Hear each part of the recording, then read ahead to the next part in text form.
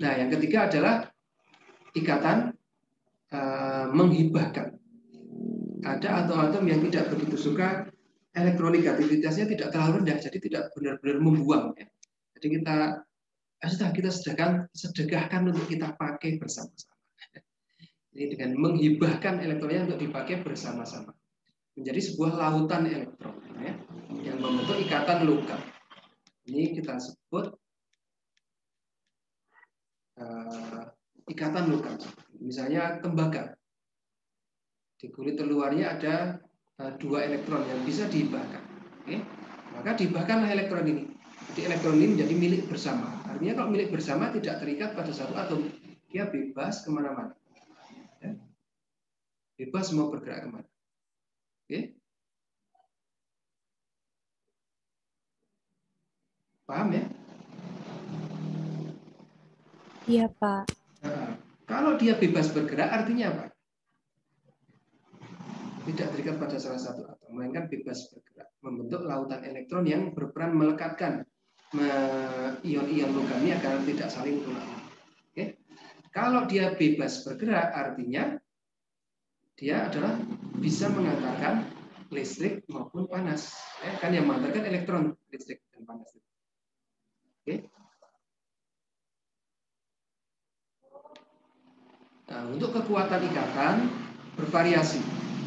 Logam misalnya kayak raksa, ini paling lemah, 62. Jadi di suhu ruangan dia berbentuk cair. Ada juga yang paling kuat, wolfram atau tungsten, yang dipakai untuk kawat pada lampu pijar. Ini bisa mencapai 3.400 derajat Celcius lebih, oke, untuk melelehkan.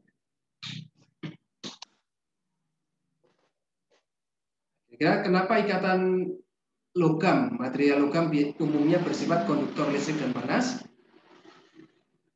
Tadi sudah kita jawab ya, bahwa ada elektron yang bebas bergerak dipakai bersama-sama. Ya. Kemudian mengapa material ikatan kovalen umumnya bersifat insulator? Karena tadi semua elektronnya full kepakai untuk ikatan, sehingga blast tidak bisa bergerak kemana. Nah, kira-kira untuk ionik bagaimana? Untuk ionik, apakah dia bersifat konduktor atau insulator? Dan mengapa?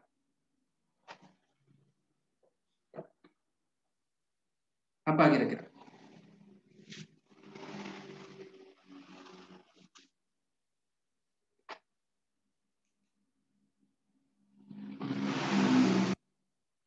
Oke. Ada yang mau menjawab? Ionik kira-kira insulator atau konduktor?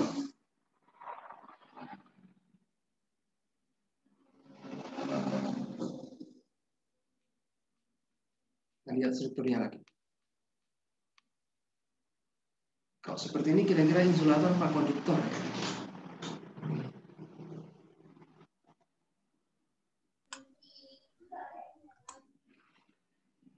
Oke, siapa?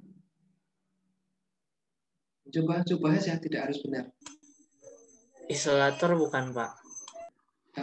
Kenapa?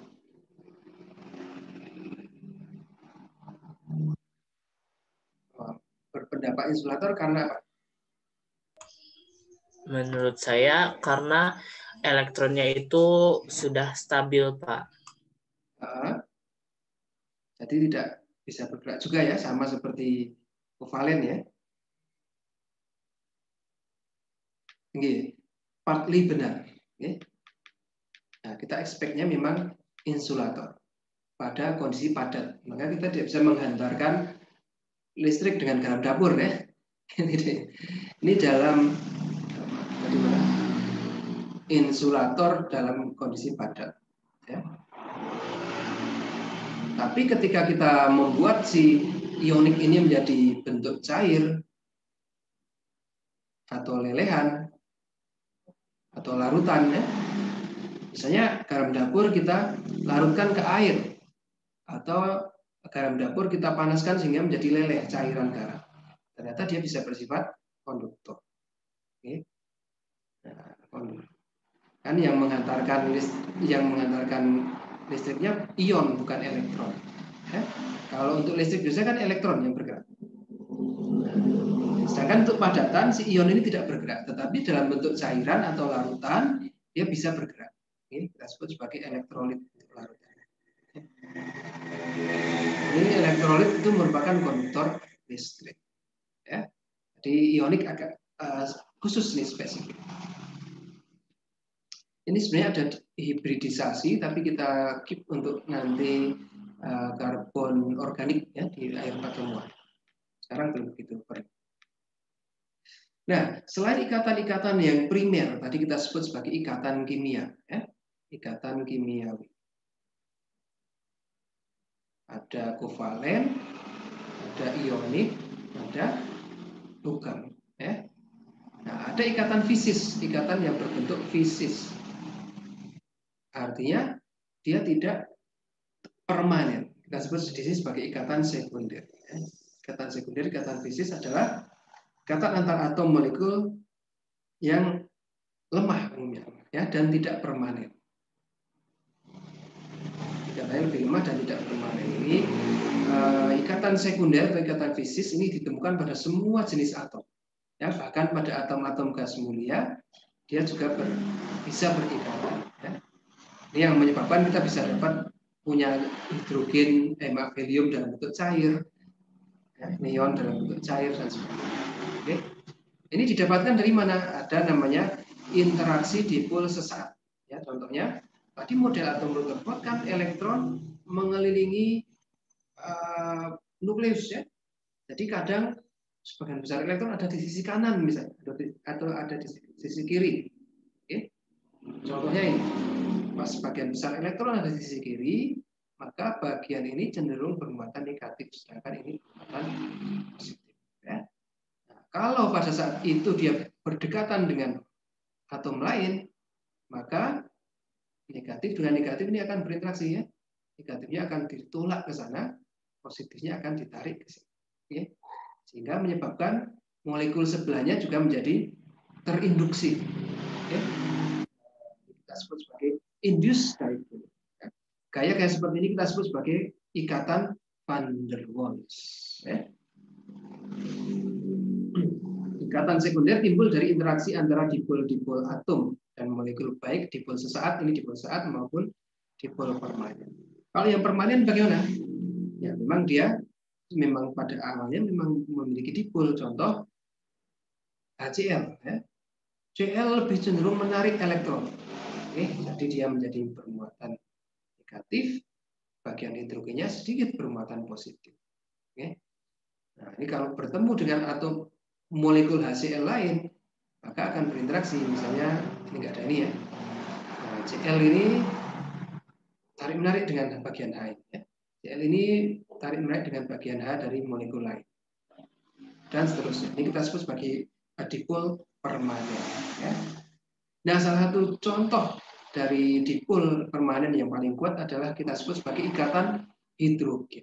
Ini muncul pada atom-atom hidrogen yang terikat pada atom-atom yang bersifat sangat elektronegatif.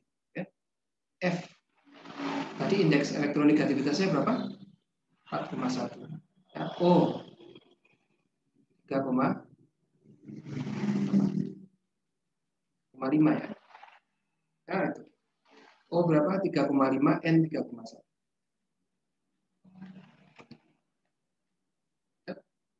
O 3,5, N 3,1.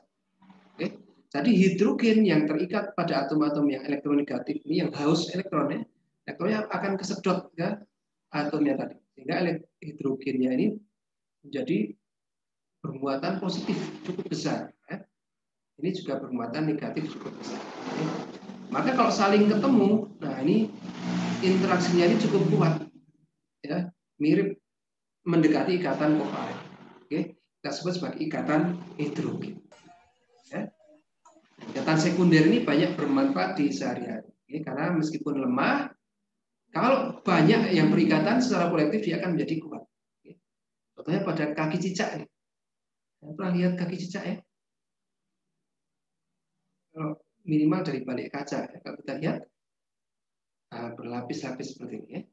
Maka cicak itu bisa menempel di semua permukaan kecuali teflon, terlalu kecil. Ini kalau kita lihat di bawah mikroskop, ini terdiri dari bulu-bulu yang sangat halus. Ini garis-garisnya. Ya. Setiap bulu ini kalau kita perbesar, ini ada satu bulu. Oke. Di satu bulu ini kalau kita lihat bagian atasnya, ada banyak sekali rambutnya. Oke. Setiap rambut ini kalau kita perbesar lagi, ternyata terdiri dari seperti tentakel ya. Seperti mainan itu pistol anak-anak itu ya, bisa nempel di kaca itu ya. Oke. Nah, ini berperan banyak sekali ikatan van der Waals ya, yang membantu sisa untuk melekat di dinding. Oke. Nah, jadi meskipun lemah ikatan sekunder tapi bermanfaat. Oke. Coba bayangkan kalau ikatannya primer ya. Ikatanya permanen, bisa dilepas kecuali direaksikan kimia. Maka sebagian besar yang muncul itu justru malah ikatan sekunder. Oke. Yang banyak bermanfaat. Oke. Contoh lain aplikasi ikatan sekunder dalam produk sehari-hari antara lain untuk perekat. Anda buka velcro itu ya, yang baju atau jaket yang bisa untuk satu berbentuk seperti rambut yang halus ya, yang satu berbentuk agak kasar. Nah itu bisa melekat. Kenapa? Karena interaksi van der Waals. Lem, berbagai jenis lem juga depends on interaksi van der Waals. Deterjen, emulsifier, surfaktan dan sebagainya. Okay. Secara energi ikatan van der Waals paling lemah. Okay. Kecuali untuk ikatan hidrogen. Ini sedikit lebih kuat mendekati kuatnya ikatan kovalen ya. Kita kovalen di sini. Kovalen 121. Ya masih di bawah ya. Tapi dia cukup kuat di 29. Oke. Sehingga untuk bahan-bahan yang berikatan hidrogen ini umumnya titik melelehnya lebih tinggi dibandingkan yang hanya van der Waals ya. Ini misalnya argon, liquid argon dia mendidih di 189, 152, minus 182, minus 129. Bandingkan dengan air misalnya 0 derajat atau amonia di minus 78, minus 83. Oke, itu terkait ikatan sekunder. Jadi kita sudah punya 4 ya, ikatan secara fisik sekunder, secara kimia ada kovalen, ionik dan logam. Oke, nah tadi pembagian ikatan menjadi 4 tadi bersifat idealistik ya, hanya untuk memudahkan kita memahami ikatan ini. Pada kondisi nyatanya tidak ada yang murni satu ikatan itu. Mungkin ada sifat kovalennya dari ionik ya, dari sebuah ikatan ionik ada sifat kovalennya. Dari sebuah ikatan kovalen ada sifat ioniknya. Ya. Seperti tadi kita bilang HCl tadi, kan ini sebenarnya harusnya kovalen ya, sharing elektron, tetapi ternyata memiliki karakteristik ionik. Nah, jadi bermuatan. Ya. Nah, dalam hal ini kita bisa gunakan konsep mix bonding. Ya. Misalnya pada sumbu ikatan kovalen dan ikatan ionik. Oke. Ini bisa saja lebih dekat ke kovalen atau lebih dekat ke ionik atau jangannya di tengah-tengah. Oke. Contohnya ini. Pada ikatan kovalen atau ionik, selalu ada sifat kovalen pada atom-atom yang bersifat ionik. Ada juga sifat ionik pada atom-atom yang berikatan kovalen.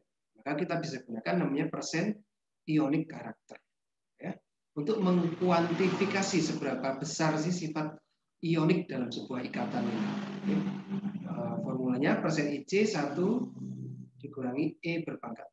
Ya, minus 0,25 XA minus XB kuadrat kali 100%.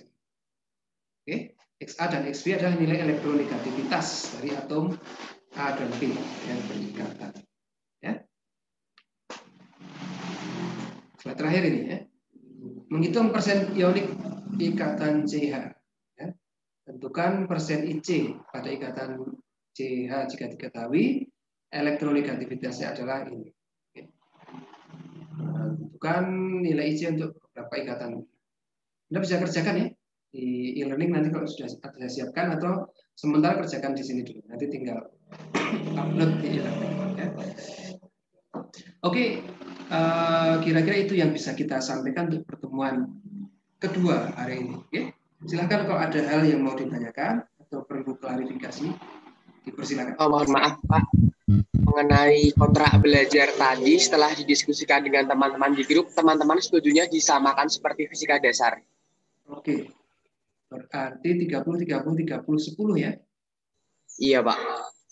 Oke, kita ubah. Insya Allah nanti saya ubah. Karena tadi kesepakatannya 30 TS, 30 UAS, 30 tugas, dan 10% partisipasi ya. Iya Pak. Iya, Pak. Oke. Nah, ini terkait kehadiran juga saya membebaskan. Saya tidak memaksa untuk bisa hadir pas kuliah sinkron. Jika ada yang berhalangan sinyal atau mungkin kuota atau mungkin waktu, ya insya Allah nanti akan selalu kita rekamkan dan bisa disimak sendiri. Ya. Ya, cuman yang hadir bisa bertanya secara langsung saja. Oke.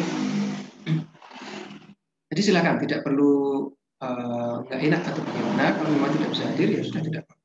Oke. Oke, mungkin itu yang bisa kita sampaikan. Saya buka pertanyaan ya kalau ada.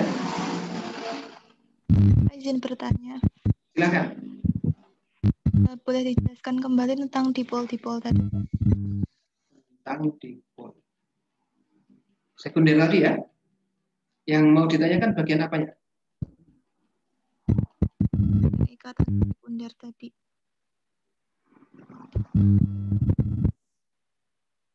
Ini? Iya. Ikatan sekunder ini kita akibat adanya apa ya? Ya probabilitas, kan probabilitas ada inti atom, ada elektron. Elektron kan berputar kan. Dengan model atom Rutherford, kita pakai model itu saja dulu. Ya. Kan ada probabilitas di mana elektronnya berada di sisi sini misalnya, atau sisi sebelahnya. Kan misalnya ada elektronnya atom karbon, misalnya ada elektronnya 6. Nah, kan ada probabilitas di mana 6-6-nya ini mengumpul di salah satu sisi. Ya. Contohnya seperti ini. Ya, ada. Atau mungkin di sini 1, 4, di sini 1 lagi 4 mengumpul di sini. Sehingga bagian kanan ini cenderung bermuatan negatif. Okay. Dan bagian kiri cenderung bermuatan positif. Okay. Ini menghasilkan sebuah dipol. Dipol itu apa sih? Sebuah pusat muatan yang berbeda jaraknya. Yang terpisah pada jarak tertentu. Okay. Positifnya, pusat muatan positifnya di sini, pusat muatan negatifnya di sini. Ini kita sebut sebagai dipol sesaat. Artinya mungkin 1 nanodetik selanjutnya dia sudah berubah, tidak ada dipol lagi, atau dipolnya beralih, yang negatif di sisi lain, yang positif di sisi lain. Ya. Ini ada di semua jenis atom. Ya. Selama atom tersebut memiliki elektron, pasti akan ada kemungkinan dipol sesaat. Nah, ini kita sebut sebagai gaya Van der Waals atau ikatan Van der Waals. Ikatan akibat dipol sesaat ini kita sebut sebagai Van der Waals. Ya. Ada juga akibat dipol yang permanen, memang tidak sesaat, seperti molekul HCl. Ya. H di sini HCl lebih elektronegatif. Oke, tadi berapa? 2,8 H 2,1 elektronegativitas. Ya. Jadi Cl cenderung untuk menarik elektron ke arahnya Cl. Elektron yang dibagi bersama di kovalen tadi cenderung tertarik ke arah Cl, menghasilkan Cl-nya bermuatan sedikit negatif, hanya sedikit bermuatan positif. Ketika dia bertemu dengan molekul lain, maka ini akan terjadi interaksi. Ya, positif dan negatif ini ikatan. Kita sama juga menyebut sebagai ikatan Van der Waals, tapi ini dari molekul dengan dipol permanen. Tadi dipol sesaat, untuk semua atom, semua molekul, ini dipol permanen untuk molekul-molekul polar. Ya. Nah, ada satu jenis ikatan sekunder ini di mana ikatannya cukup kuat, kita sebut sebagai ikatan hidrogen. Ya. Ini terjadi antara hidrogen yang terikat pada atom dengan elektronegativitas sangat tinggi. Seperti klorid, klorin, oksigen, dan nitrogen. Ya. Jadi molekul-molekul HF, H2O, dan NH3 ini terdapat ikatan hidrogen yang sangat kuat di sana. Oleh karena itu dibandingkan dengan misalnya ini HCl, HF, HBr, dan HI, ya, ini jauh lebih tinggi titik didihnya dibanding HCl, HBr, HI. Ya. Atau misalnya kita bandingkan H2O, H2S, ini jauh lebih tinggi titik didihnya dibanding H2S. Meskipun ini dari golongan yang sama. Itu sudah bisa dipahami, Mbak? Tadi siapa yang bertanya, Mbak? Mbak Asna. Pak. Jadi dipol negatif jika didekatkan dengan dipol bentuk ikatan van der Waals gitu ya, Pak? Iya, semua jenis ini kita sebut secara umum sebagai ikatan van der Waals. Ya, semua ikatan sekunder ini kita sebut sebagai ikatan van der Waals. Ya. Nah, ada istilah khusus untuk van der Waals pada ikatan hidrogen yang terikat pada FO dan N. Ini kita sebut sebagai ikatan hidrogen. Oke. Mbak. Masalah istilah saja. Oke, Pak. Terima kasih, Pak. Oke. Ada lagi yang mau bertanya? Atau cukup? Belum ada, Pak. Cukup, Pak. Oke. Oke, kalau tidak ada lagi kita cukupkan sekian pertemuannya. Kita tutup dengan hamdalah. Alhamdulillah. Alhamdulillahirrahmanirrahim. Assalamualaikum warahmatullahi wabarakatuh. Waalaikumsalam Warahmatullahi wabarakatuh. Terima kasih, Pak. Terima kasih, Pak.